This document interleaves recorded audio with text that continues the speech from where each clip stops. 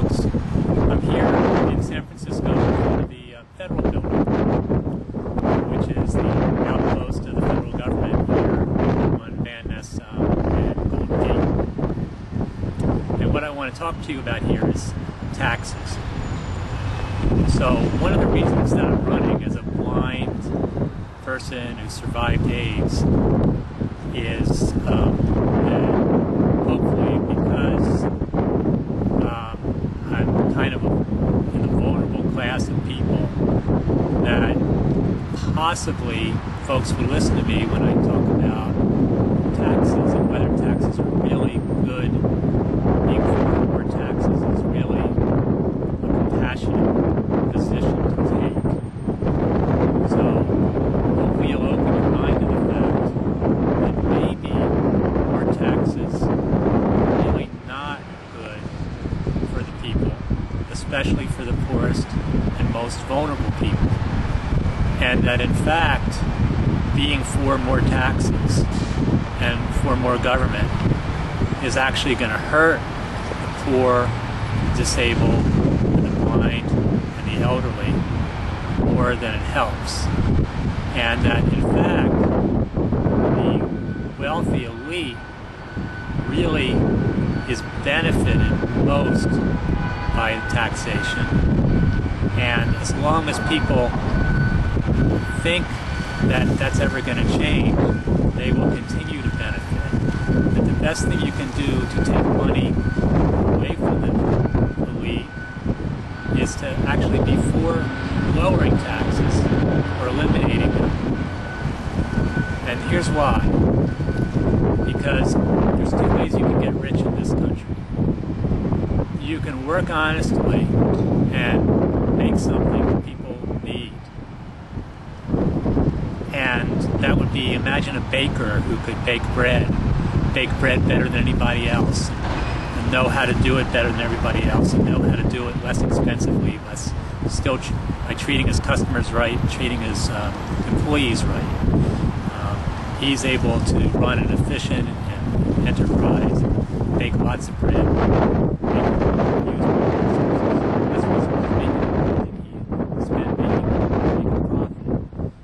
reinvest that profit, building other bakeries and more bakeries, and eventually he has a lot of bakeries that are making a good product for people and paying employees well, and everybody's happy, and he gets rich doing that. So that's a productive way to make money. And he's added to society because he's feeding a lot of people, and he's especially helping drive down the cost of bread for poor people. So they have bread and they can spend the money they save maybe on a movie or on a book. So that's the good way to make wealth. If the other way you can make wealth is by getting a privilege from the government. For example, you could be a banker, and a banker gets privilege from the government by being allowed to create money out of thin air. Or you could be an investment banker who has first dibs on that money from the banks because he's in the same schools as the bankers and things like that. And so those are people who have access to stolen money. Or better yet, you could be a defense contractor and really make big bucks by buying congressmen and having them support the defense product, and hopefully even getting a non-compete bid.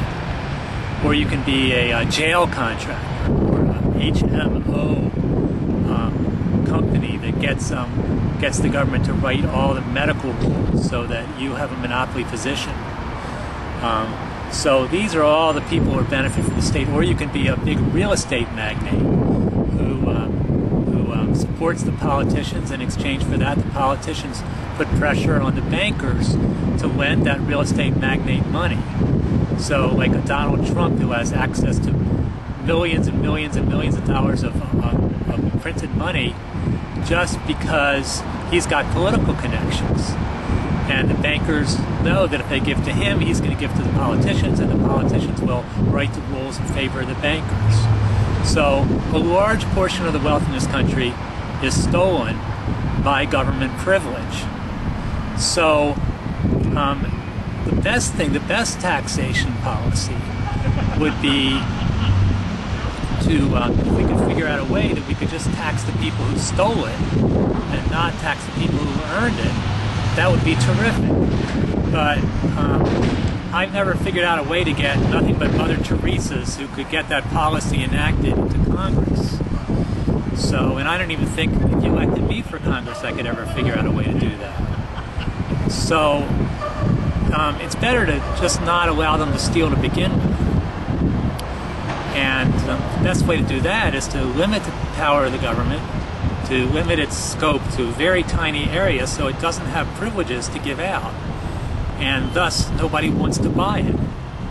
And the other reason to really limit the scope of government and taxation is if the people who are stealing aren't too worried about taxation, they won't have to buy the Congress. So sometimes there's a guy like Bill Gates. Bill Gates for a long time was apolitical. He didn't have any lobbyists in Washington. He didn't even want to have lobbyists in Washington. He just wanted to go make his software as good or bad as it was and do his business, as productive or non-productive as it was. But at least he didn't use any force or government force or very little to get his position or lack of position in the market.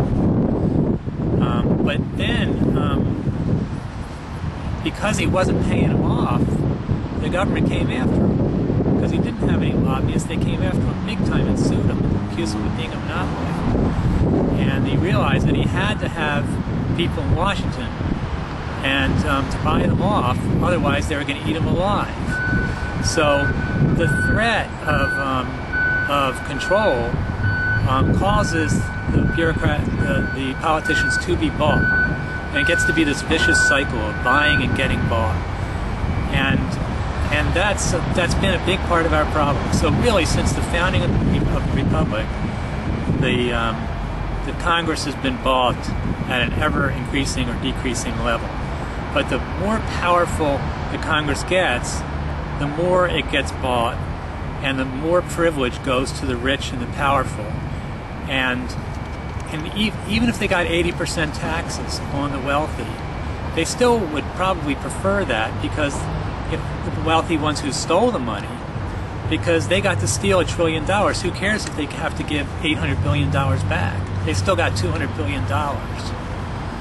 So there's a lot of other reasons, but this is a fundamental reason that supporting taxes are counterproductive. Just think about the possibility that supporting taxes are counterproductive.